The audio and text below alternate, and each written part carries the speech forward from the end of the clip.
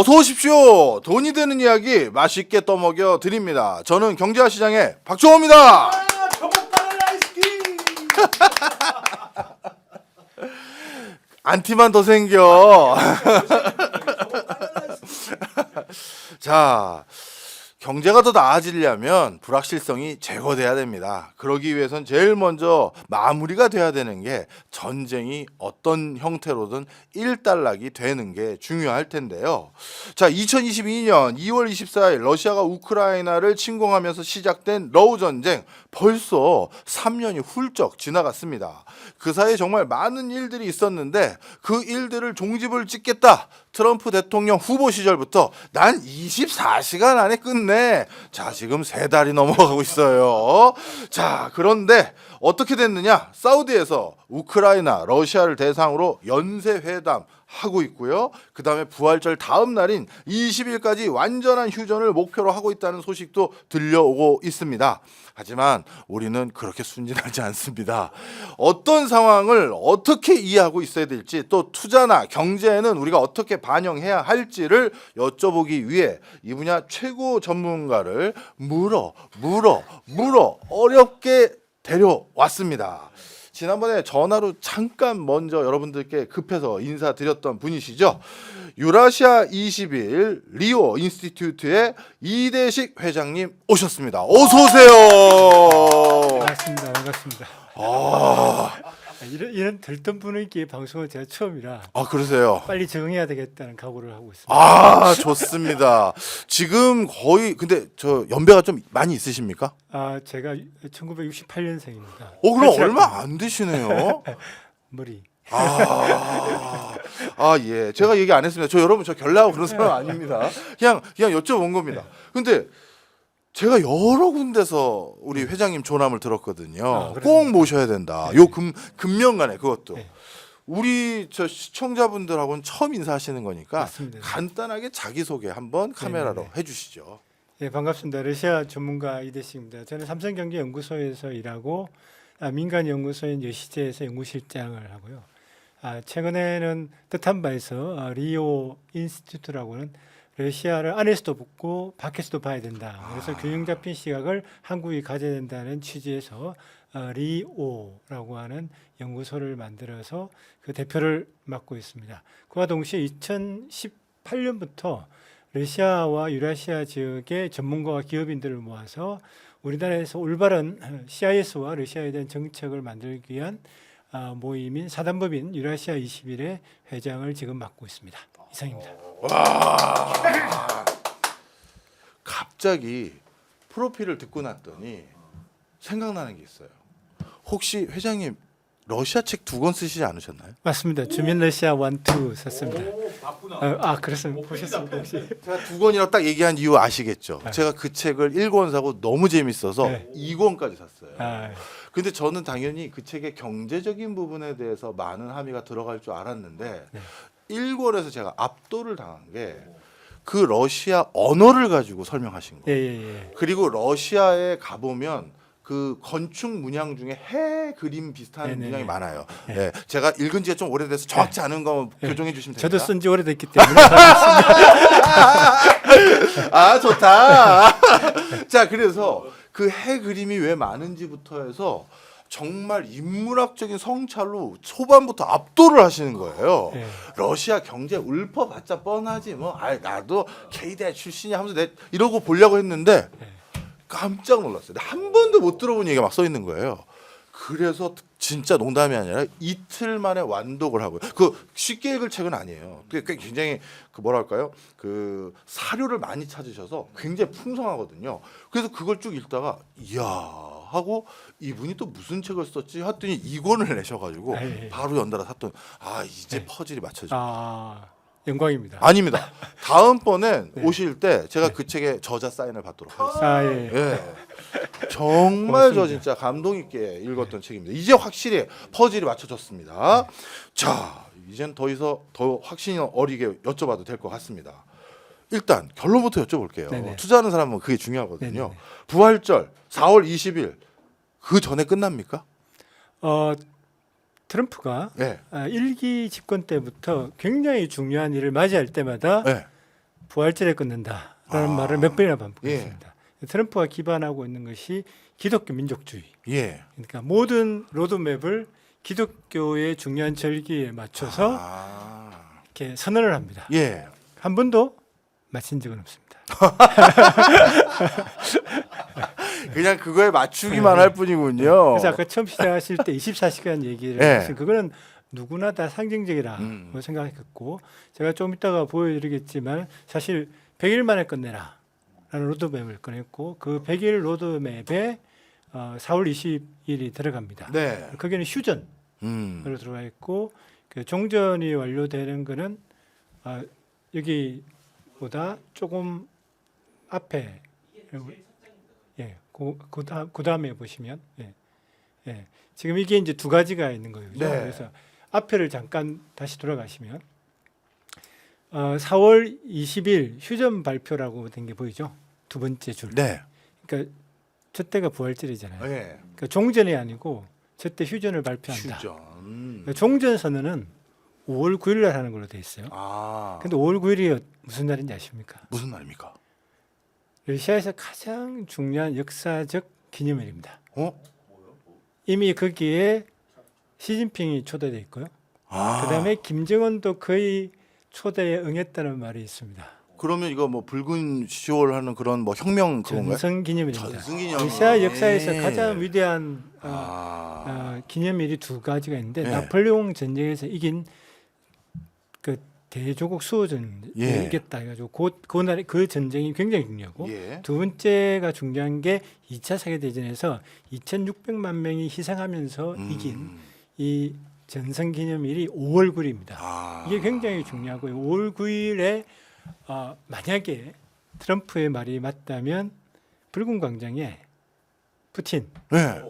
시진핑, 김정은까지 김정은까지. 에다가 트럼프까지 갈 수 있는 이야. 이런 이 5월 9일은 만약에 진전이 된다면 가능성도 있는데 이게 재밌는 게 이번에 안보리에서 예. 미국이 제안한 예. 우크라이나 종전에 대한 발의안이 통과가 되지 않았습니까? 예. 그때 동시에 예. 총회에서 유엔 총회에서 우크라이나가 만든 우크라이나 전쟁에 대한 평화 종결안이 통과됐는데 그게 침공자로서 러시아를 표현을 빼라고 했는데 안 빼고 그대로 된 게 이제 유엔 총회 겁니다. 예. 근데 거기에 그 안에 반대를 한 나라가 러시아 당연히 들어가고 예. 북한 들어가고 예. 이란 들어가고 미국 들어갑니다. 네. 다시 말하면 악의 축 플러스 미국. 미국. 이렇게 된. 근데 5월 9일 날도 거의 비슷한 그림이 그려질 수도 있는 거죠. 네. 야, 이거 상징적인 의미가 있네요. 예. 저거에 날짜 맞출 가능성도 있어 보이는 게 5월 트럼프의 9일에 찍은 게 정말 천재입니다. 예. 트럼프다운 예. 발상입니다. 저렇게 사진 찍으면 예. 지가 원하는 노벨 평화상. 그렇죠. 이야, 끝내주네요. 이건 지금 어떤 방송에서도 안 나간 말이 지금 처음으로. 이야.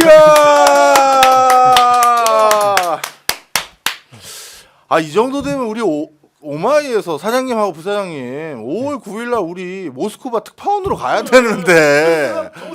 예. 예. 그러니까 그러기 전에 우리가 그러기 전에요? 한국 예. 정부, 예. 한국 정부에게 계속 얘기하는 게 예. 사실 대한항공이 엄청난 지금 그 법정 소송에 의해서 네. 몇 천억의 벌금을 러시아에 내야 되는 소송이 걸려 있습니다. 그런 게 있었어요? 예. 뭡니까?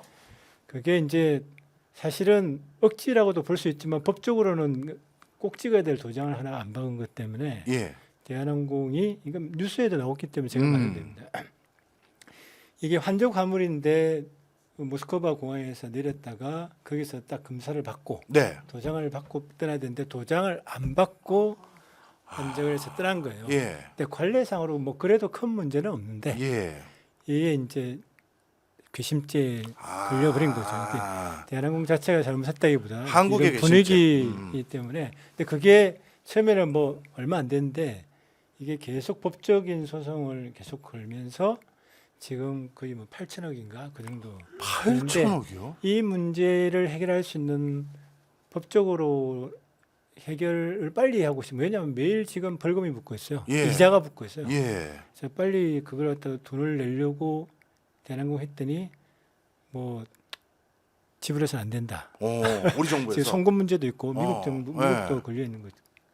그래서 해결이 안 되는데 듣는 바에 의하면 이 문제를 정치적으로 해결할 가능성이 없지 않다. 그 중에 하나가 예. 직항을 예. 부활시키라. 아. 그런 게 있는 거죠. 제가 왜 이 말씀을 드린가 하면 예. 우리가 어떻게 보면 지금처럼 이 탄핵 국면이 된 게 다행일 수도 있다. 뭐예요? 기존 정부에서는 절대 있을 수 없는 일이지만 만약에라도 정권 교체가 되면 네. 이 직항로를 살릴 가능성이 없지 않다. 그렇겠죠. 그러니까 만약에 좀 빨리 됐다면 예. 본래 됐다면 한 5월 11일이 본래는 대선이 할 수 있었죠, 그죠? 예.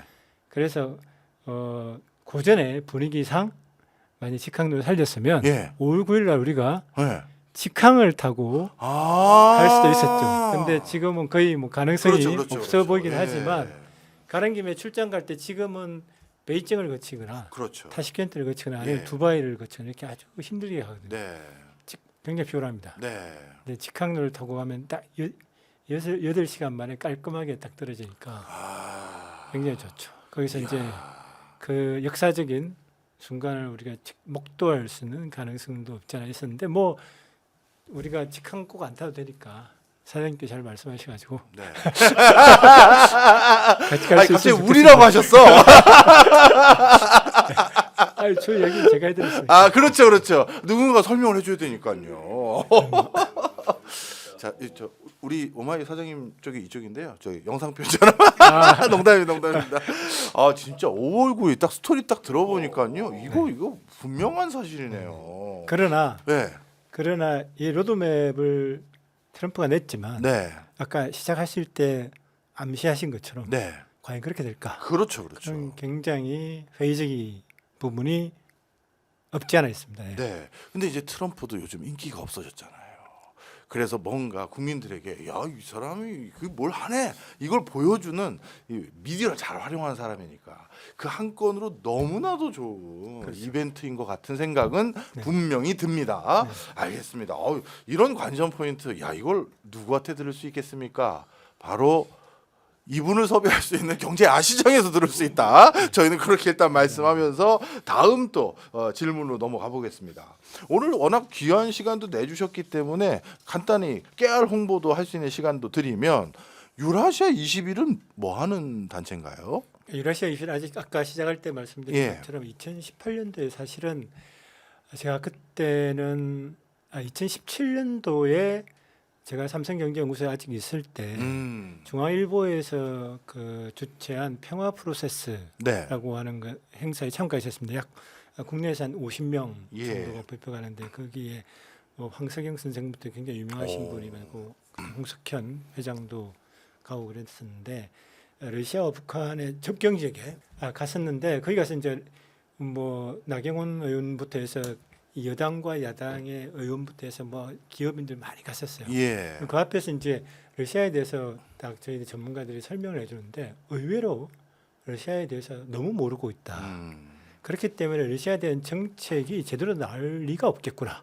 예. 거기 갔던 몇 명의 교수들과 전문가들이 우리가 이 국회에 네. 그리고 국회의원들에게 정부의 러시아 정책을 잘 전할 수 있는 전문가 집단을 만들자.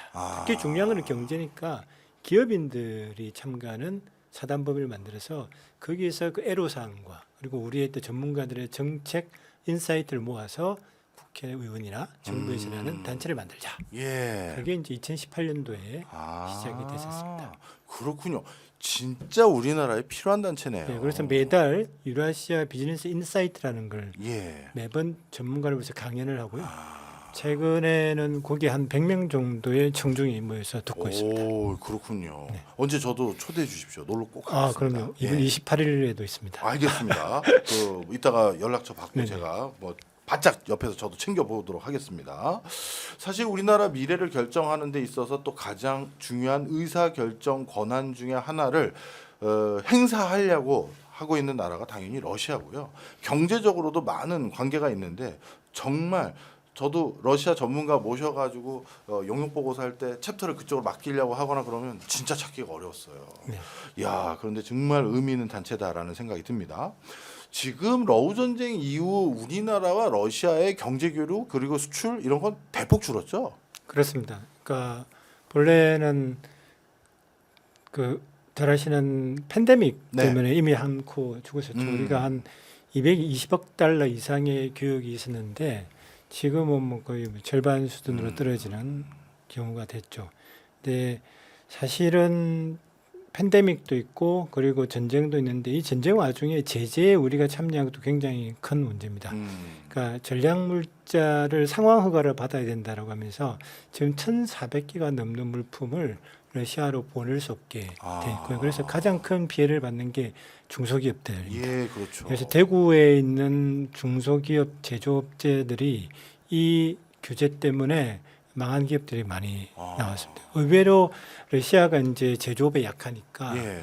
이 제조업에 되는 부품들을 유럽과 한국에서 한국이 굉장히 가성비가 좋지 않습니까? 예. 그러니까 그걸 받고 특히 이제 시간이 지나면서 유럽이 제재에 참가하면서 유럽 걸 못 받으니까 유럽 공장도 다 나가니까 한국이 굉장히 중요해졌거든요. 기회였네. 근데 한국 거를 우리 이제 산자부에서 이 물건들은 보내기 전에 산자부의 검토를 받고 허가를 받으라라고 하는 상황 허가 품목이 처음에는 500개가 좀 늘었다가 예. 지금 1,400개가 넘었는데 이게 참 재밌는 거는 미국 같은 경우가 제재를 때렸기 때문에 우리가 따라하는 거거든요. 보조를 예. 맞추는 건데 이 제재에 대해서 미국 같은 경우는 기업들이 신고를 하잖아요.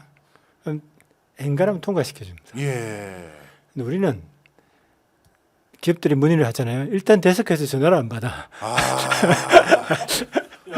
저 현장에서 봤어요. 전화 오면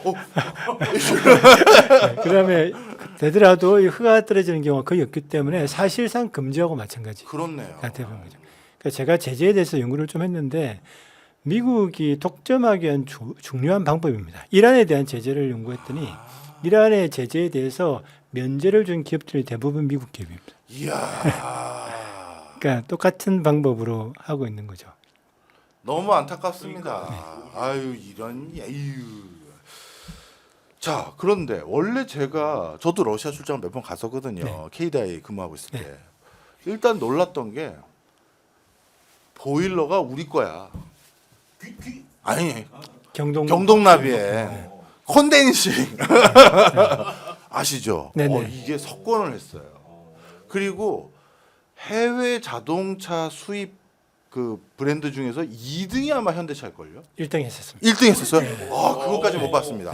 그 상트페테르부르크에 공장이 있었던 걸로 기억을 하는데 그걸 기반으로 해서 하여튼 막 치고 들어가는데 제가 하여튼 마지막에 본 게 2등, 1등 했군요. 그 다음에 삼성에 대한 브랜드 선호도가 너무 좋아요. 예. 초코파이도 그렇고. 저 도시락면은 팔도 팔도. 도시락이 일반 명사가 됐어요. 우리 구강 청정제 주세요 그렇게 안 하고 가땡땡 주세요 하잖아요. 그거랑 똑같이 그냥 컵라면 주십시오가 아니라 그냥 도시락 주세요가 됐어요. 그게 일반 명사가 된 거예요. 그러니까 그 발음을 도시락 그런 거죠. 그래서 이게 한국 제품에 대한 선호도뿐만 아니라 저변이 쫙 깔려 있는 게 의외로 러시아였는데 제가 러우 전쟁 일어나고 나서 우리나라 보도는 어쩔 수 없이 전쟁 어떻게 되냐 이거에 관심이 있을 수밖에 없잖아요. 난 혼자 그냥 걱정이 되는 거야. 우리 이거 다 판 깔아놨는데 이거 만약에요 러우 전쟁 끝나고 이제 다시 복구할 수 있습니까? 일단은 복구 안 해도 되는 물품 몇 개 있습니다. 업종은 이미 전쟁 때문에 논한 기업이 있습니다. 오 뭔가요? 오리온. 오리온. 오리온. 이분들은 일단은 현지 제조를 하고 네. 그다음에 제재 품목이 대부분 듀얼 유스 이중 용도니까 전자제품 같은 경우는 굉장히 그렇죠. 민감하지 않습니까? 네. 근데 식품은 전혀 관계없는데 그렇죠. 전시 경제에서 가장 중요한 게 식품입니다. 아 그렇군. 잘 아시겠지만 2차 세계 대전 때 독일에서 가장 많이 팔린 게 코카콜라입니다. 그래서 독일의 전쟁 군수품을 만들 때 군수품 식품 부분도 코카콜라부터 해서 미국 기업, 이야. 그다음에 탱크, 전차 이런 거는 전부 다 포드, 예.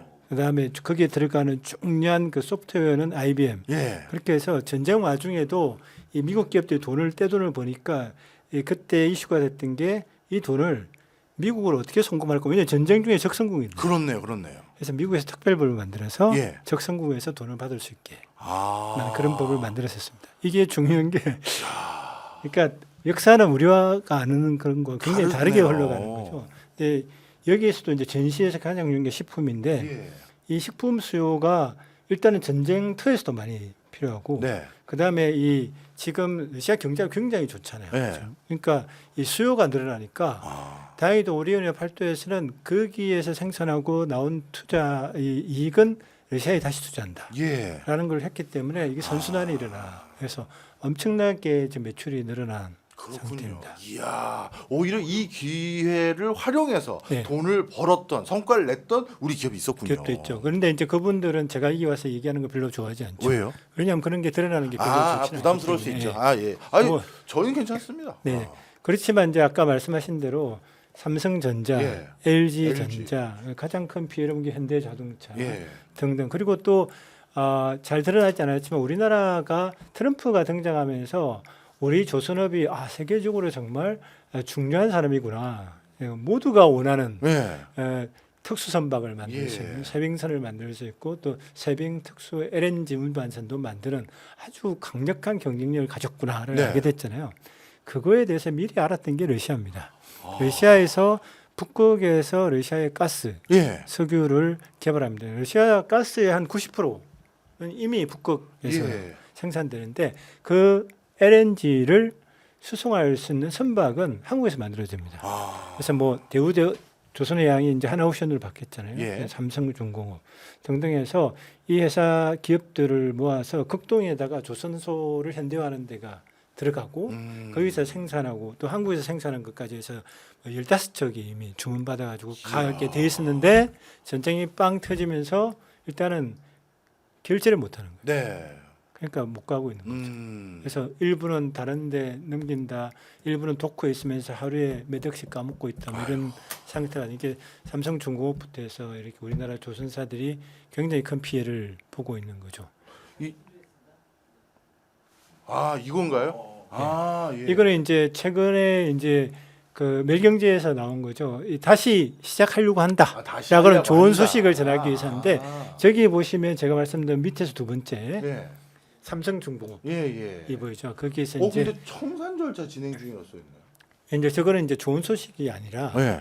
이게 결국은 거기에 합작 회사도 만들고 진행했는데 일이 진행이 안 되니까 청산하고 이제 위에는 이제 시작할 것 같다. 시작할 다시 할 것 거다. 같다는데 예. 여전히 힘든 곳이 있다. 예. 그런 얘기를 한 거죠. 그럼 그다음 궁금한 게요. 네네. 우리 기업들이 이 전쟁 때문에 그리고 제재에 동참 본의 아니게 할 수밖에 없으니까 네네.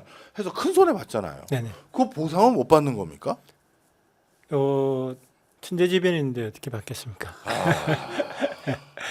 그러니까 저기 현대자동차 같은 경우는 단돈 100달러에 팔고 나왔습니다. 네. 그러니까 100달러가 지금 이제 한 14만 주나잖아요. 근데 2025년 말까지 바이백 조건을 달았습니다. 그래서 지금 이제 시작됐잖아요. 예. 그래서 고려하고 있는 거죠. 현대자동차가 저기에는 매각으로만 나와 있지만 네. 사실은 2025년도까지 바이백 할 수 있는 권한이 있습니다. 네. 다행히도 5월 9일 날 끝나면 제일 좋고. 그렇네. 어쨌든 이게 전체적으로 완화되는 분위기가 된다면 현대자동차 다시 살 수 있고 제가 러시아에 이제 푸틴 대통령의 직속에 아주 중요한 싱크탱크가 발다이 클럽이라는 게 있습니다. 발다이 클럽. 네. 네. 그러니까 우리로 말하면 그 세계에서 가장 중요한 경제 포럼 같은 게 있으면 예. 그게 스위스도 있고 다보스 예, 이런 있죠. 게 있지 않습니까? 예. 그러면 중국은 보아오 예. 이런 게 있듯이 러시아에서는 러시아의 기원이 되는 볼가강의 상류에 발다이라는 곳인데 네. 푸틴 대통령이 그 발다이라는 이름을 이용해서 푸틴 대통령이 러시아 정책을 중요하는 가장 중요한 국제적인 포럼을 그 발다이 포럼입니다. 그걸 준비하는 전문가들을 모은 싱크탱크가 발다이 클럽입니다. 거기에 저희들 한 2년 전에 갔었어요. 가서 예. 전쟁 와중에 만나서 우리가 방금 했던 그런 얘기를 나눴더니 하는 말이 유럽 기업들은 나갔다 들어오기 힘들 거다. 예. 한마디로 안 받아줄 거다.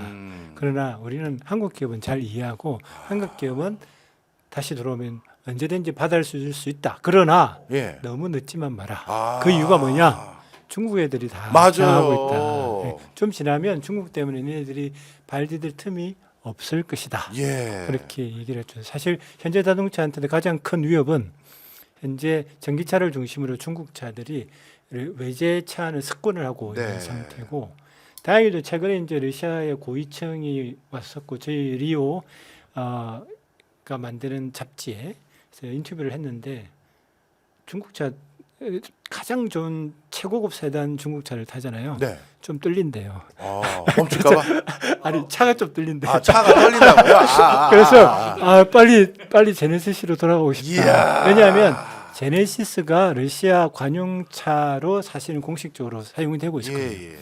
지금도 중고차 새 차에 가까운 중고차들이 많이 들어가고 있습니다. 어쨌든 빨리 한국차 타고 싶다. 그런 이야기를 할 정도니까요. 아직은 늦지는 않은 것 같습니다. 네, 마음 뿌듯합니다. 자, 그런데 그런 전망에 이런 의구심을 가지신 분들이 있어서 오늘 회장님 모신다고 해서 꼭 여쭤보려고 하는데, 그 사이에 러시아와 북한이 너무 친해진 것 같다. 네네네.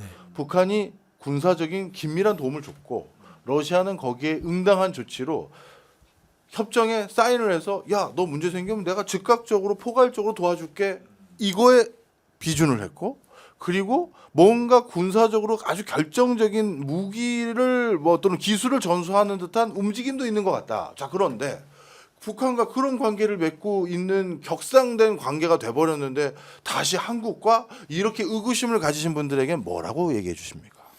일단 일단 그 팩트 체크업 돼야 될 것 네. 같은데요. 일단은 북한군이 러시아에 파병되어서 최전선에 참가했다라고 하면서 나오는 기사들이 네. 전문가들에 의하면 대부분 예. 가짜 뉴스다라는 게 많이 있습니다. 그러니까 가장 최근에 나온 것 중에는 돌아오고 싶다, 한국으로 가고 네. 싶다라고 했는데 뭐 인터뷰를 귀화하겠다는 했는데 사람도 있는데. 러시아라고 하는 발음이 네. 북한 애들에서는 러시아 발음이 아니라 네. 한국 혹은 네. 다른 곳에서 쓰는 러시아 발음이다 이거죠. 그런 조작된 것부터 해서 거예요? 뭐 여기에 붕대를 막 맨 것부터 네. 해서 그다음에 뭐 개고기가 들어간 통조림, 이 모든 게 북한의 현실하고 전혀 관계없는 것들이 많다. 그래서 지금 팩트, 저는 이걸 일종의 용북 세력이라고 하는데 예. 저는 종북 세력도 있고 네. 용북 세력도 있다고 생각합니다. 네. 용북 세력은 북한을 활용해서 정치적 이익을 최대화시키려고 하는 사람이죠. 그래서 그중에 우크라이나는 당연히 북한이 들어왔으니 한국도 도와달라라고 말할 수 있는 게 되는 거죠. 예. 그럼 우크라이나, 이게 발원지가 전부 다 어딘가면 우크라이나 정부나 정보부, 맞아요. 그다음에 우리나라 국정원입니다. 아. 우리나라 국정원에서는 최근에 무슨 일이신지 이미 아실 겁니다. 블랙용까지 써가지고 무슨 일을 벌이려고 했던 거예요. 이 모든 정부의 권한이 사실은 이것에 의해서 이익을 얻는 조직들이죠. 그런데 거기에 나온 것 중에 전선에 참가했다라고 하는 것들은 지금까지는 확신을 줄 수 있는 정보는 하나도 없었습니다. 다만 제가 개인적인 네트워크를 통해서 알아본 바로는 네. 북한군이 러시아에 있는 건 맞는 것 같다. 네. 근데 그들의 임무가 음. 최전선에서 그렇게 실제로 전투에 참가하는 것보다는 예.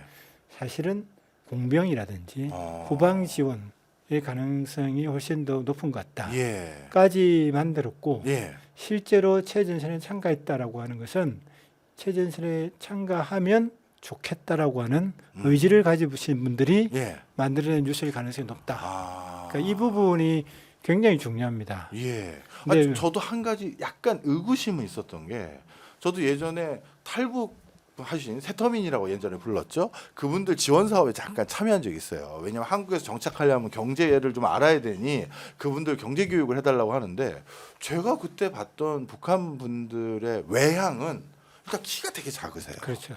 근데 화면에서 본 분은 훤칠해. 야, 북한에 저런 분이 있었네. 뭐 특전사 같은 분들은 좀 달랐나? 뭐 이런 생각을 했었고, 그리고 또 하나가 북한 분들은 까무잡잡해요. 근데 그 화면은 또 그렇지가 않았거든요. 그래서 느낌이 우린 러시아 그러면 다 백인들을 생각하지만 러시아도 다민족 국가거든요. 저기 시베리아의 이르크츠크나 이쪽으로 점점 오면 올수록 우리 몽골계라고 해야 됩니까? 어디 뭐라고 그렇죠. 해야 되죠? 네, 거기에 가까운 분들이 있어서 저긴 그냥 몽골계에 가까운 러시아 사람 같이 생겼는데 하는 생각도 있었는데 그 이야기는 진짜 많이 합니다. 네. 그러니까 야쿠츠크부터 해서 네. 실제로 우리와 외모가 비슷한 군인들인데 그걸 북한군이다 하고 내세운 경우도 있다라는 것도 있고요. 근데 어쨌든 북한과 러시아의 관계가 좋아진 것은 사실입니다. 네. 그러나 또 하나 잘못된 인식은 네. 북한과 러시아 관계는 이미 좋았었습니다. 아 원래도 우크라이나 전쟁 전에 이미 좋았었고요. 잘 아시겠지만 김정은이 방문했고 예. 있고 김정일도 방문한 적이 예. 있고 사실은 푸틴이 한반도에서 한국과 남한과 북한과의 관계를 모두 잘 유지하는 것을 굉장히 중요하게 생각했습니다. 왜냐하면 한반도 자체가 러시아에게 굉장히 중요한 전략축이고요. 이 전략축을 견고하게 지키는데 북한과 남한과의 관계를 계속 좋게 유지하는 게 굉장히 중요하고요. 그 다음에 그럼에도 불구하고 이번에 포괄적인 전략적 동맹자 관계를 맺었다고 하는데 이게 예. 포괄적이라는 게 앞에 하나 달리는 게 한국과 러시아는 전략적 동맹자 관계, 북한과는 포괄적 전략적 동맹자 관계인데 이 포괄적인 것은 이제 군사 얘기 예. 들어가잖아요. 근데 그걸 자세히 볼 필요가 있습니다. 네. 우리나라에서는 유사시에 러시아가 들어간다라고 예. 돼 있지 않습니까? 예. 그렇지 않습니다. 그래요? 그런 상황이 생기더라도 일단은 유엔에서 허가를 받아야 된다. 아 그렇게 돼 예, 있네요. 그게 첫 번째. 그러니까 예. 유엔에서 저기에 들어간다. 그러니까 유엔에서 저기에 참전하면 안 돼 하면은 못 한다는 거예요. 이게 뭔가 하면 러시아에게 참전하지 않을 수 있는 변명거리가 되는 겁니다. 아 예. 두 번째 또 하나는 전쟁이 일어나자 바로 가는 게 아니라 의회의 동의를 받아야 됩니다. 아, 푸틴은 가고 싶은데 의회에서 또 안 된다 그러네. 안 갈 수 있는. 이게 무슨 말인가 하면 러시아가 가장 많이 쓰는 전략 중에 하나가 포트폴리오를 확 넓힙니다. 네. 그러니까 내가 할 수 있는 것은 이렇게 이까지 나 할 수는 있어. 네. 이게 이까지가 거의 대부분인 경우가 많습니다. 예. 실제로 예. 그럼 그까지 하느냐? 안 해요? 안 하는 경우가 많았죠. 그거는 의회 이게 뭐 이런 이게 뭔가 하면 러시아가 대외적으로 그러니까 예를 들어서 트럼프가 아트 오브 딜에서 처음에 한번 세게 때려서 정신을 혼미하게 만든 다음에 실제로 얻을 거 얻어가지 않습니까? 그렇죠. 그러니까 러시아가 쓰는 방법 중에 하나는 이 상대방에게 내가 사실 이까지도 할 수 있어. 너 몰랐지. 예. 그러니까 좀 잘하자라고 하는 거예요. 아. 그런데 그렇게 늘린 경우에 실제로 하는 경우는 그렇게 많지 않은 거죠. 그러니까 이번에도 포트폴리오는 늘렸지만 실제로 러시아가 반드시 안 해도 되는 조건이 다 붙어 있는 거죠. 그러니까 그렇게 해서 이 국면에서 러시아가 북한을 보다 자기한테 유용하게 쓸 수 있는 조건을 만들겠지만 우리가 생각하는 것처럼 첫 번째로 전쟁이 남북이 붙으면 러시아가 북한을 도와줄 거다 전혀 그렇지 않습니다. 그 근본적인 원인 중에 하나는 러시아에게 남한도 굉장히 중요하기 때문이고 또 하나 핵 문제입니다. 핵 기술을 넘겨줄 것 같다. 이 이야기를 많이 하지 않습니까? 네. 러시아는 경결하게 핵 확산에 대해서 반대하고 있습니다. 그리고 제가 러시아 전문가를 만났을 때 우리가 걱정하는 거는 북한의 해킹 기술이 너무 발달해가지고 대부분 다 남한 것까지 다 가져갔어요 이미. 러시아 것도 해킹해가지고 많이 가져갔대요. 그러니까 공식적으로 러시아는 지금까지도 일관되게 핵 기술은 북한에게 주지 않는다라는 거 있고 며칠 전에 이란, 중국, 러시아가 모여서 회담을 했습니다. 네. 왜냐하면 트럼프가 이란에 대해서 너무 세게 나가잖아요. 그러면서 핵 협상도 수포로 돌리고 아예 그냥 니네들 핵을 재료로 만들어라고 민간 핵까지 그렇게 하면서 후티를 공격하면서 이제부터 후티 반군이 쏘는 모든 총알과 대포는 이란이 쏘는 거와 마찬가지다라고 얘기해 버리잖아요. 다시 말해 이란을 완전히 궁지로 몰아나가면서 이렇게 되면은 무슨 일이 생기느냐? 1차 세계 대전이 끝나고 나서 히틀러가 왜 등장했습니까? 배상금을 너무 세게 하니까 결국 그것 때문에 경제가 무너지고 인플레이션이 올라가면서 모든 애들이 히틀러를 따라서 이렇게 된 거잖아요. 이란도 그렇게 할 겁니다. 그러니까 그래서 중국, 러시아, 이란이 모여서 이란에 대한 이런 식의 제재에 반대한다라고 하면서 핵에 대해서는 평화적으로 대화를 통해서 해라. 예. 그리고 옛날에 2015년도에 핵 협상할 때 2231번 231호라고 하는 유엔 결의안이 있었습니다. 예. 뭔가 하면 이란이 핵 관련해서 감축을 하면 예. 그만큼 제재를 완화시켜 준다는 예. 이걸 하나도 안 시켰어요. 이란은 감축을 했지만 네, 안 했죠. 미국이. 하나도 안 했습니다. 네. 이것도 다시 상기시키면서 요걸 지켜라. 그러면서 세 번째가 뭐였는가 예. 하면 NPT 예. 핵 확산 금지 조약이 기본 원칙이다. 음. 우리는 이것 가지고 핵 확산을 막아야 되고 이란에도 어떤 곳에 다 이걸 적용시켜야 된다. 그러니까 러시아는 옛날부터 경결하게 핵 확산을 금지한다라는 원칙은 지키고 있었고 한반도의 비핵화에 대해서도 그래서 이거는 이제 여기 오마이뉴스니까 하는 말이지만 북한의 핵이 러시아에서 간 게 아니라 네. 우크라이나에서 간 거다라는 얘기도 많이 하는 이유가 러시아에서는 그걸 주지 않으려고 하기 네. 때문인 거죠. 그러니까 북한에 대해서 얘기할 때 사실은 우리가 꼭 집어야 될 팩트들이 이렇게 많이 있습니다. 그래서 이야. 북한 파병부터 시작해서 예. 핵까지 예. 우리가 일종의 용북 세력들이 러시아를 악마화하는 방법 중에 하나. 그걸 통해서 우리가 우크라이나에 다행히도 안 보냈지만 예. 무기를 보내는 것까지 시도를 하려고 했던 유력한 수단이 바로 러북 관계였죠. 이야. 북한 파병까지 이르는. 오늘 진짜 많은 거를 다시 한번 점검하는 시간이 됐어요. 진짜 맞다니까. 이상하게 영화를 보면 꼭 악당은 소련이야. 007이 늘 소련하고 싸웠다고. 그리고 로키도 러시아하고 싸우잖아. 이게 뭔가 이게 다 이게 저희 있다니까요. 그런 게. 자, 그러면 다시 돌아와서요. 지금 어떻게 보면 우리는 한국인은 한국이 우방이지 뭐 다른 나라 그게 뭐가 있겠습니까? 그렇다면 다시 이제 러우 전쟁으로 돌아와서 러시아 상황은 이해를 했어요. 근데 러시아하고 중국 상황은 이제 북한 상황은 그런 맥락이었구나. 러우 전쟁 상황에서 북한이 뭐 진짜 전방까지 와서 도와준 거 이거 한번 확인 다 해야 되고 이제 체크해야 됩니다. 이거 다 말씀 주셨고요. 자, 그러면 중국이에요. 사실 중국 입장에선 러우 전쟁 때 자기네들이 수해 본 거 아닙니까? 전 그런 생각이 들고요. 그러면 러우 전쟁이 이렇게 조기에 끝나는 걸 중국 입장에서 환영할 것가 아닌 것 같은데 중국은 이걸 어떻게 바라보고 있습니까? 그러니까 중국에 대해서 얘기하는 것도 어떻게 보면 굉장히 표피적일 수 있습니다. 그러니까 그 속에도 뭐가 들어가 있는가 하면 중국을 좀 악마화하는 게 들어가 있는 겁니다. 전쟁을 통해서 러시아로부터 가스와 석유를 값싸게 싸고 그리고 이를 통해서 유럽이 약화되고 그리고 결과적으로 미국도 힘들어지니까 결국은 최고의 승자는 중국이지 않느냐.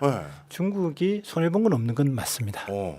중국에서 가장 또 문제가 되는 것은 이 우크라이나와 유럽 서방과의 갈등 이 사실은 동북아에서의 갈등으로 확산될 수도 있는 겁니다.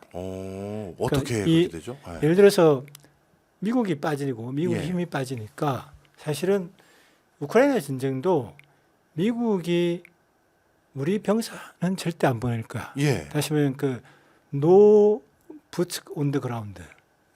미군의 군화는 네. 그 땅에 없다. 없다라고 하는 그 원칙을 끝까지 지켰지 않습니까? 네. 바로 이것 때문에 사실은 우크라이나에서 수많은 서방의 군사 지원이 있었지, 무기 지원이 있었지만 전선에서 결국 우크라이나가 계속 밀릴 수밖에 없었던 이유고 러시아가 침공할 수 있었던 사실 이유이기도 했던 거죠. 이건 전반적으로 뭔가 하면 전 세계의 경찰 국가를 했던 미국이 이제 경찰 노릇을 안 하겠다는 겁니다. 그렇게 되면은 기존의 일단 이른바 지정학적인 단층선, 폴트라인들이죠. 이 폴트라인이 우크라이나부터 시작해서 중동에서 인도, 결국 대만, 한반도까지 오게 됩니다. 그러면 여기가 순서대로 지금 터지고 있습니다. 지금 우크라이나에 시작해서 하마스까지 왔죠. 그다음 예멘 후티까지 오는 거죠. 그러면 이제 동쪽으로 대만 동쪽의 시간이 있는 거죠. 대만. 그럼 중국 입장에서는 대만을 지금처럼 현상 유지하면서 관리하는 게 가장 피해가 적습니다. 그런데 여기에 대해서 그리고 남북 관계도 좀 문제가 되는 거고요. 그러니까 이렇게 전 세계적으로 전쟁 분위기가 일어날 경우에 지금 현재 경제를 최대한 이렇게 힘을 모아서 성장시키고 그걸 통해서 미국을 뭐 실제로 제끼고 싶은지 안 제끼고 싶은지 모르지만 어쨌든 간에 예. 미국만큼 강대한 국가가 되려고 하는 중국 전략에 전혀 도움이 안 되는 겁니다. 그래서 더군다나 이 과정에서 핵이 사용되는 과정까지 가버릴 경우에는 네. 사실은 뭐 전 세계가 아수라장이 되는 거죠. 그렇겠죠. 그러니까 중국 같은 경우는 현재의 평화 공정 상태에서 경제 성장을 갖다가 안정적으로 하고 싶어하는 국가이지 예.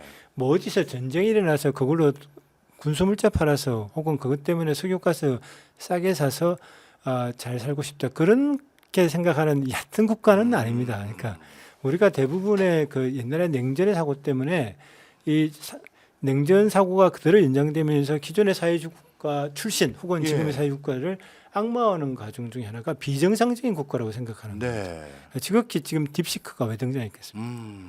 정상적인 경제 정책 그다음에 외교 정책들이 유지가 되는 건데 그거에 대해서 굉장히 비상식적으로 판단하게 만드는 게 우리 언론의 힘이기도 하죠. 예. 그 속에는 이제 미국도 있고 그런 거죠. 이해됐습니다.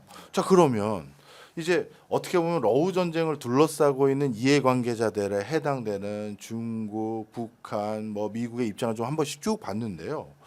그러면 이해가 잘 안 가는 게 트럼프 입장에선 5월 9일날 큰 세레모니를 하면 자기에게 엄청난 개인적인 득이 있고, 그리고 러시아 입장에서도 이쯤 되면 본인이 거의 전쟁을 이긴 거란 말이에요. 그러면 이제 마무리를 칠 때가 된 것 같아 보이고, 중국 입장에서도 여기에서 불안전한 게 계속되면 확산돼서 자기도 이득 안 됩니다. 말씀 주셨고 다 희망하는 건데, 그럼 트럼프 입장에서 야, 그러면 러시아 어차피 우크라이나는 지금 발언권이라는 게 있을 가능성이 없잖아요. 네네네. 그럼 우크라이나는 가만히 있어. 러시아 원하는 게 뭐야? 그래, 그럼 여기 우리 사인하고 5월 9일날 우리 셀카 찍자 하면 끝나는데 네네네. 자꾸 이상하게 무슨 자원 개발을 같이 하자라든가 네. 인프라를 뭐 어떻게 한다든가 이런 옵션을 왜 자꾸 다는 거예요? 그러니까 푸틴이 가고 있는 푸틴이 아니죠. 트럼프가 네. 추진하고 있는 정책의 핵심 중에 하나는 미국의 제조업을 살리자는 예. 것이고 그 미국의 제조업을 사실은 첫 번째 단계에서는 화석 연료를 중심으로 살리자입니다.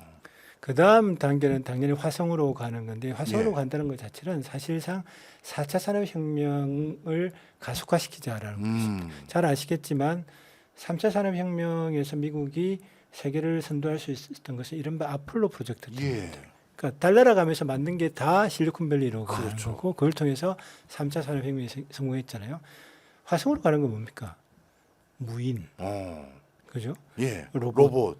이 모든 게 전부 다 4차 산업혁명의 핵심 예. 기술입니다. 그런데 여기에 필요한 광물들, 음. 히토리부터 해서 희소 광석 여러 개가 이 중요한 광물들이 기존의 화석 연료에 기반했던 3차 산업혁명에 사용된 광물하고 다릅니다. 네. 근데 그런 것들이 지금 중국의 비중이 굉장히 높고 그렇죠. 그리고 아직 개발되지 않은 매장이 많이 되어 있는 것이 예를 들어서 희소금속의 20%는 러시아에 매장돼 있고 예. 그다음에 우크라이나의 히토류 중에서 50%는 현재 러시아가 뺏은 땅에 놓쳐 있고 그리고 또 나중에 얘기해 드리겠지만 유럽에서 가장 큰 히토류 매장지가 스웨덴입니다. 그래요. 네. 그리고 히토류가 또 많이 되어 있는 곳이 그린란드인 거죠. 그러니까 지금 트럼프가 하는 것들은 한편 이걸 진행하면서도 이 속에서 미국 경제의 가장 중요한 것들을 얻어내자. 확보하자는 게 굉장히 중요합니다. 그러면서 최근에 무슨 말이 있었는가 하면 여러분 노르드 스트림 폭파된 거 아시죠? 알죠. 예. 노르드 스트림이 원이 1년간 55 BCM 예. 이 가고 있었고 그게 이제 27.5씩 해가지고 두 라인이 가고 네. 있었던 거예요. 또 이제 이번에 바이든이 막 반대했지만 결국은 완성을 했다가 또 사용도 못하고 폭파된 게 노르드 스트림 2입니다. 네. 근데 그것도 라인이 두 개예요. 그 중에 폭파된 것은 노르드 스트림 1의 1, 2 라인, 그다음에 노르드 스트림 2의 1 라인이 네. 하나가 남아 있습니다. 네. 이걸 미국에서 사겠다라는 말이 워싱턴 정가에서 돌기 시작했고 그거를 추진하는 사람들까지 그냥 이렇게 소개될 정도입니다. 미국은 그걸 사서 뭐 하죠? 빨대를 꽂는 거죠. 러시아 가스를 네.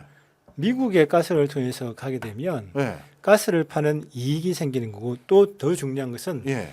러시아에서 유럽으로 가는 가스를 조절할 수 있는 거죠. 컨트롤할 수 있는 거죠. 아. 중요한 것은 미국에서 현재 생산하는 LNG는 우크라이나 전쟁 터지고 나서 유럽으로 엄청나게 팔려갑니다. 맞아요. 그럼에도 불구하고 그 비중은 아직 4분의 1 정도 그래요. 수준밖에 안 됩니다.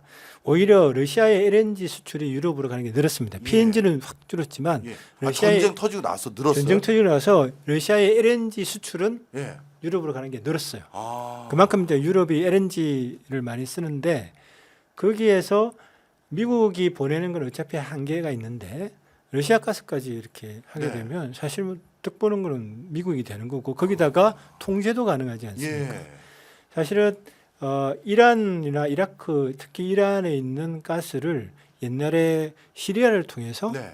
유럽으로 보내자고 하는 것을 있었습니다. 예. 그게 근데 그 전에 카타르 걸 시리아를 통해서 유럽으로 보내자고는 미국이 추진하는 가스가 있는데 이걸 시리아가 거부하고 예. 그것 때문에 전쟁이 일어나죠. 그렇죠. 실제로 전쟁이 일어난 이유 중에 하나는 대신에 이란에서 시리아를 거쳐서 유럽으로 가는 거는 아사드가 받아들입니다. 예. 그래서 전쟁이 확 터졌죠. 예. 근데 중요한 것은 러시아가 거기에 찬성을 했습니다. 이건 가스관의 경쟁자 아닙니까? 그랬던 이유가 예. 이란 쪽에 있는 가스전의 지분을 러시아가 갖고 있는 거예요. 그런 관계. 세상은 이렇게 돌아가는 예. 거예요. 그러니까 이 나무 거 가지고 또 돈 벌 수도 있는 거니까. 그렇죠. 그리고 나무 거 가지고 돈 버는 것과 동시에 통제도 가능하니까. 예. 지금 트럼프가 추진하고 있는 것은 명확하게 미국의 이익을 최대화시키려고 하는 예. 것이고 굉장히 논리적인 예. 겁니다. 그래서 1단계에서 화석 연료를 최대한 많이 확보하고 그 시장에 대한 통제력을 키우는 것도 네. 진행하고 음. 또 하나는 히토류, 희소금속, 확보. 미래, 예. 4차 산업혁명이 중요한 미국에서는 아직 잘 안 되는 것을 예. 하겠다. 예. 그걸 동시에 해서 이걸 일타쌍피를 하는 거죠. 예. 쌍피를. 그렇기 때문에 지금 얘기하는 거는 말이 되는데 예. 근데 자포리자 원전은 좀 얘기가 다릅니다. 예. 자포리자 그러니까 오늘 처음에 던져주신 질문하고 다른 걸 너무 많이 던져주셔서 아니에요. 제가 더 재밌어지고 아닙니다. 있는데 말씀해 자포리자는 굉장히 재미있고 예. 많은 사람들이 자포리자 원전에 대해서 잘 모르고 있기 때문에 네. 그걸 좀 제가 밝혀드리고 싶은데 예. 제가 준 거에 보면 자포리자 원전의 위치가 있습니다. 예. 지금 저기 있는데요. 예. 지금 제가 파란색으로 동그라미로 점을 찍어놓은 곳이 예. 바로 자포리자 원전의 위치입니다. 예. 유럽에서 가장 큰 원전이고요. 음. 근데 저걸 트럼프가 미국이 저걸 통제하면 평화가 오지 않겠느냐라고 얘기를 하고 있습니다. 예. 근데 러시아가 저걸 넘겨줄 수가 없습니다. 첫 번째로 현재 저 자포리자 원전에서 전기를 받고 있는 지역이 지금 제가 파란 사각형으로 표시한 됩니다. 예. 저 지역은 러시아가 지금 뺏은 땅은 절대 러시아가 돌려주지 않습니다. 그리고 저기는 이미 러시아 땅으로 그냥 영토가 공식적으로 됐고 저기서 예. 선거들이나 저기 주민은 이미 러시아 패스포트를 받고 있는 거고요. 네. 저기에 전기를 공급하고 있는데 저걸 줘요? 말이 안 되네. 그리고 또 하나 중요한 게 그 다음에 제가 그 어떤 기사를 잠깐 올린 게 있는데 네. 여기 보시면 여기에 자포리자 원전의 우리식으로 따지면 대표입니다. 예. 이 사람이 한 말이 있습니다. 자포리자 원전은 노보로시아, 예. 돈바스, 크리미아 반도에 전기를 제공하게 될 것이다. 아. 자, 아까 그 지도로 잠깐 다시 돌아갈까요? 예. 러시아가 지금 뺏은 저 지역이 빨간 지역이 바로 크림 반도를 제외하고 저기가 노보로시아입니다. 예. 과거에 러시아 본래 땅이었던 거죠. 예. 저기에 전기를 공급할 게 바로 자포리자 원전입니다. 음. 크림 반도와 노보로시아 전체에 전기를 저기서 공급하는데 저걸 미국에 줘요? 말이 안 되는 거네. 말이 안 되는 거죠. 예. 러시아가 절대 못 받아들이는 예. 내용입니다. 예. 그러니까 러시아는 지금 현재 뺏은 땅에 있는 풍부한 히토류는 미국이 개발해도 좋다. 왜냐하면 우리가 기술도 부족하고 예. 자본도 부족하니 니네들이 와서 해주면 서로 음. 윈윈이니까 그건 네. 좋다. 네. 그러나 저건 줄 수 없죠. 음. 예. 그러니까 그건 또 지켜봐야 되겠죠. 무슨 또 마법을 부릴지는 모르지만 네. 지금 현재 봐서는 합리적으로 봐서는 저건 주기 힘들다로 네. 보입니다. 저거는 이해가 됐어요. 네. 근데 아까 제가 머릿속에 계속 맴도는 게 네.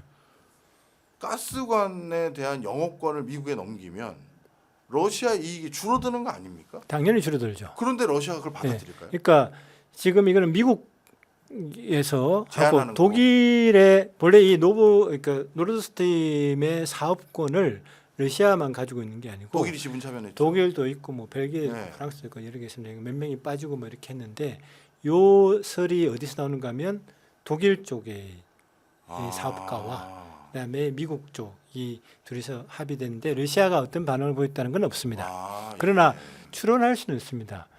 지금 현재 가스관은 없는 거나 다름없는 거예요. 네. 사실상 미국의 반대로 가스관은 만들어졌지만 이미 독일이 러시아한테 등을 돌린 상태이고 독일은 이미 이제 2027년까지 유럽 전체가 러시아 가스는 LNG 포함해서 하나도 화석 연료는 다 안 받는다라는 게 이미 정해졌습니다. 2027년 이후에. 2027년까지. 근데 좀 전에 그 LNG는 저 수입이 늘었다고 해주셨어. 그렇죠. LNG 수입을 늘리는데 그게 독일을 비롯한 유럽의 딜레마죠. 지금 당장은 재생에너지로 버틸 수가 없어요.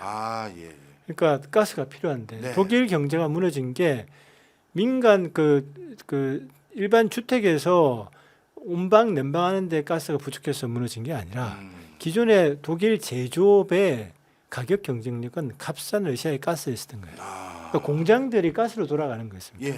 근데 그걸 못 들으니까 독일 제조업이 지금 무너지고 있는 거잖아요.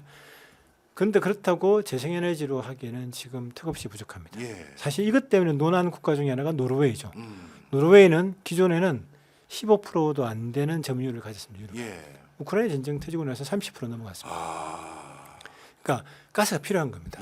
그렇기 때문에 유럽은 받아야 되는데 러시아 걸 받는 거는 특히 저 가스관을 가스관 폭발은 결국 우크라이나가 폭파시킨 걸로 드러났죠, 그죠? 근데 어쨌든 받기 힘든데 미국이 중재를 하고 유럽이 나선다면 러시아는 안 파는 것보다 절반으로 파는 게 낫죠. 그렇죠. 그 절반 가격 받고 그리고 미국하고 관계가 그것 때문에 좋아지면 러시아가 얻는 게 굉장히 많습니다.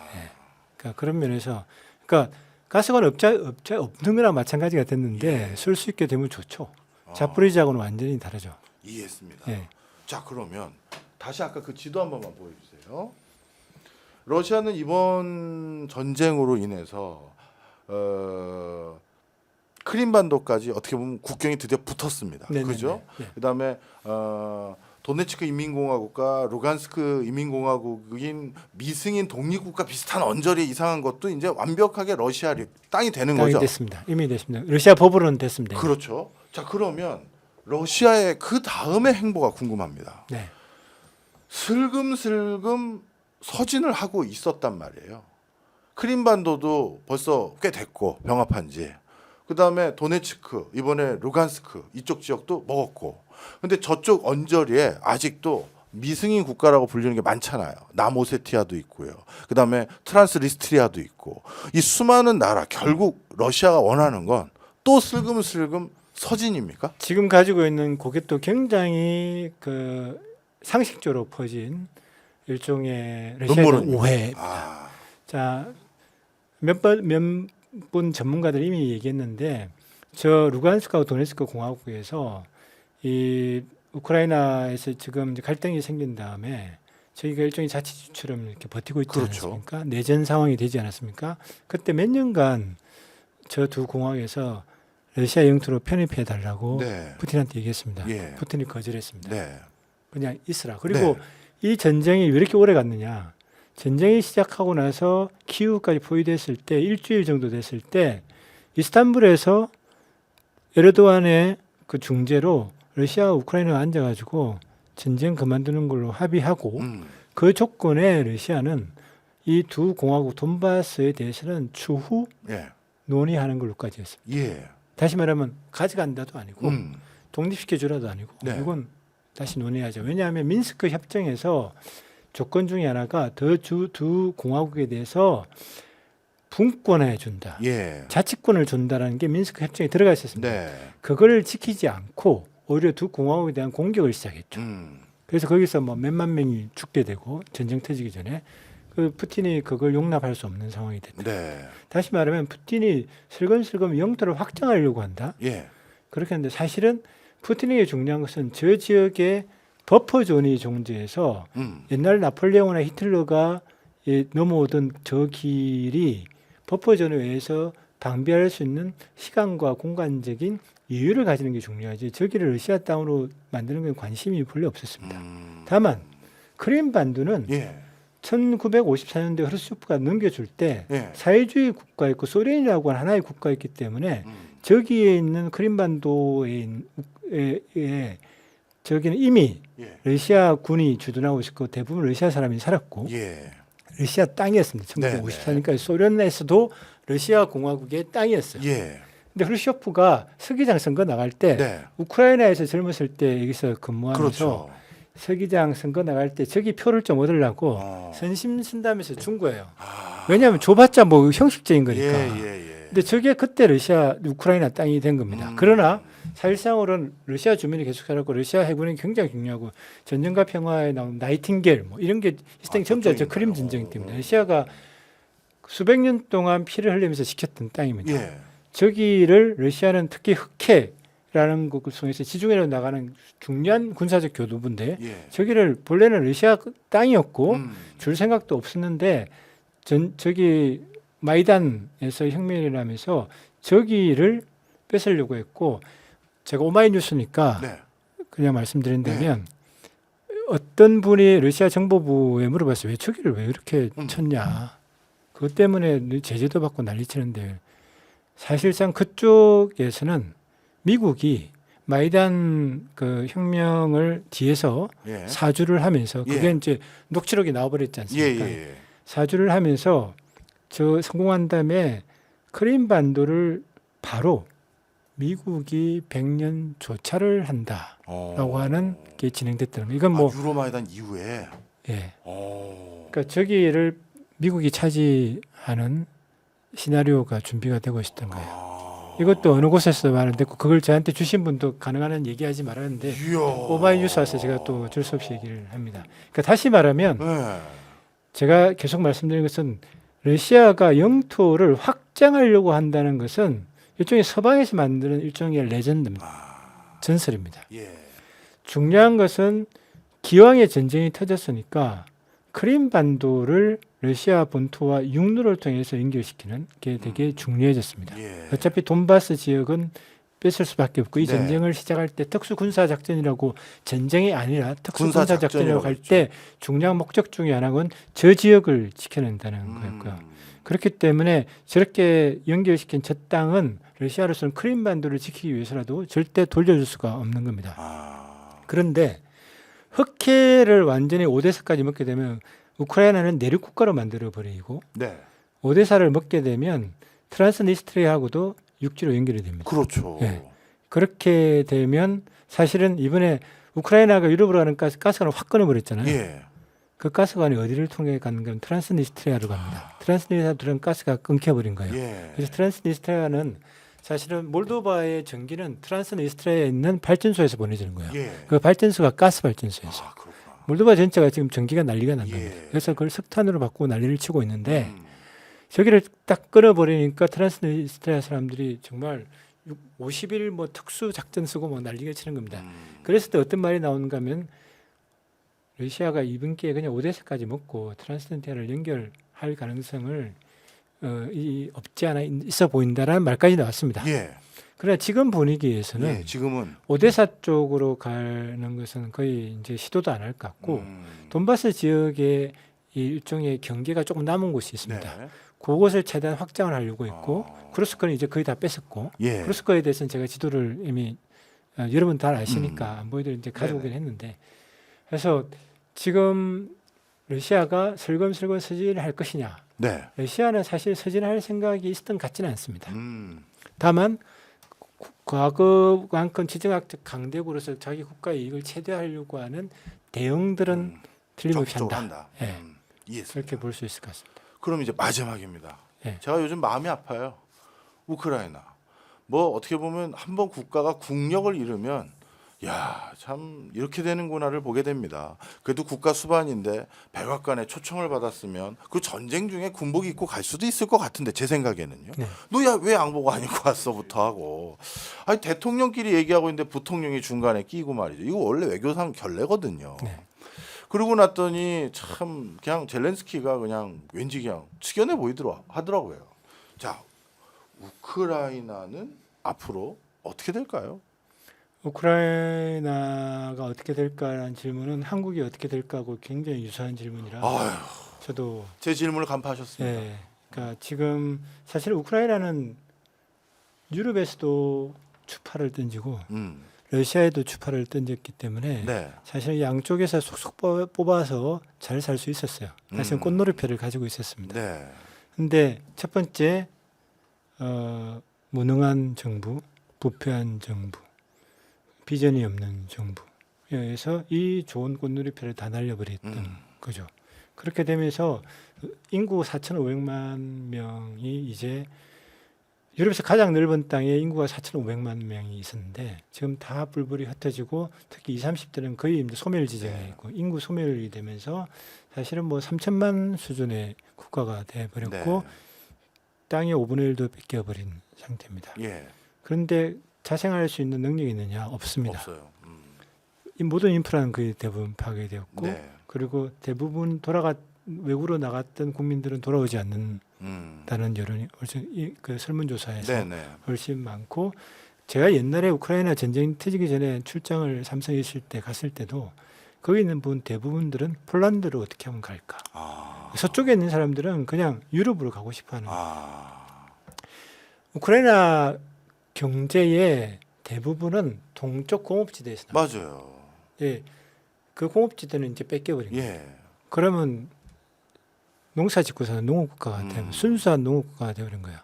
그래서 그 농업국가에서 무슨 부가가치가 나오신 그리고 그 농업의 농장들, 토지들도 대부분 외국 기업들한테 아유, 이미 넘어가 있는 상태입니다. 벌써요.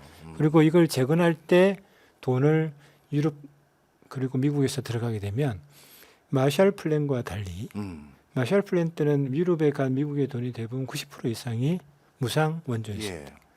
이번에 사는 건 대부분 대출입니다. 여러분 그거 아십니까? 그리스에 들어갔던 옛날에 픽스 해가지고 2010년대에 있었던 유로존 예. 위기 때 그리스가 원조를 구제금융을 엄청 받았잖아요. 그렇죠. 유럽에서만 도와줬죠. 그 중에서 94%가 예. 그리스에 빚을 준 외국 은행한테 다 갔습니다. 오. 그리스의 실물 경제를 살리는 데 들어간 돈은 거의 없습니다. 이 대출이 얼마나 무시한 거냐. 그러니까 우크라이나는 예. 이유가 더 문제가 될 수 있습니다. 예. 그래서 결국은 땅은 우리 땅이요, 국민도 우리 땅인데 여기서 나오는 모든 산출물은 다 가져가게 됩니다. 아찔하네요. 네. 그러니까 저는 객관적으로 봐야 된다고 하면서 이게 러시아만의 잘못은 아니다라고 얘기했기 때문에 어쩔 수 없이 우크라이나에 대해서는 뭐 전쟁에서 잘했다는 말을 못 하고 있기 네, 때문에 네. 그런데 가슴이 가장 아픈 경우는 네. 우크라이나고 그 똑같은 전철을 우리가 밟을 수도 왜냐하면 예. 미국이 과거처럼 우리를 도와주지 않을 것이고 중국은 엄청나게 커지고 예. 있는 것이고 그 사이에서 우리가 어떤 선택을 하느냐. 그러니까 이게 고차 방정식인데 여러 사람이 하는 것이 1차 방정식으로 하면 우크라이나 꼴 나는 거죠.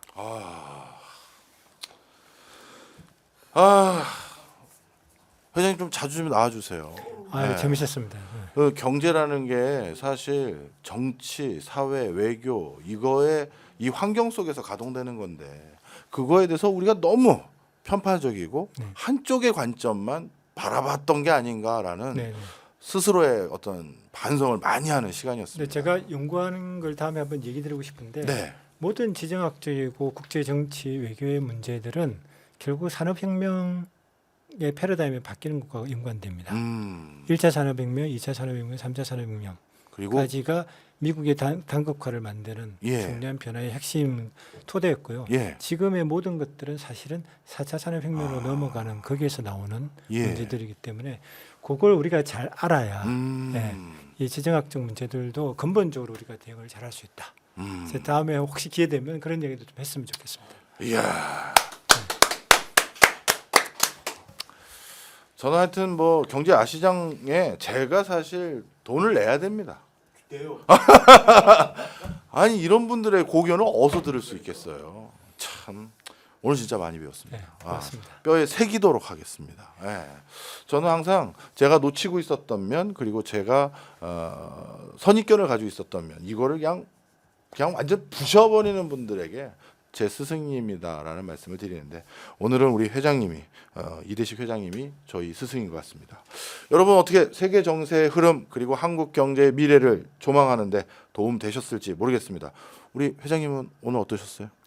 너무 재밌었고 사실은 어디 가서도 못하는 일종의 술 또 얘기할 수 있는 자리에서 굉장히 또 네. 속이 시원했습니다. 아유 뭐 겸손하게 썰이라고 했지만 전문가는 자기의 시각이 있어야 됩니다. 식견이 있어야 되고요. 그걸 좋게 말씀하신 겁니다.